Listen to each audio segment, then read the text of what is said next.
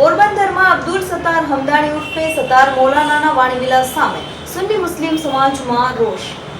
બગસરા મામલતદાર કચેરી ખાતે સૈયદ જ્ઞાતિ અંગેના અશોભનીય શબ્દ સામે આવેદનપત્ર અપાયું હતું।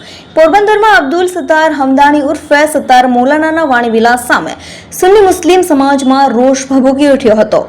સૈયદ કોમના પૂર્વજો અને મહોરમ પર્વ તેમજ તાજિયા અંગે અભદ્ર ટિપ્પણી સામે રોષ ભભૂક્યો હતો। સત્તાર મૌલાનાએ યુટ્યુબમાં લાઈવ પ્રસારણ કરીને સૈયદ પરિવારની લાગણીઓ દુભાવી હોવાનો આવેદનપત્રમાં ઉલ્લેખ કર્યો છે। સત્તાર મૌલાના સામે બગસરા મામલતદારને આવેદનપત્ર પાઠવાયું હતું। આવેદનપત્ર આપ્યું। મારું નામ સઈદ અલી બાપુ, પેશ ઇમામ જુમ્મા મસ્જિદ બગસરા।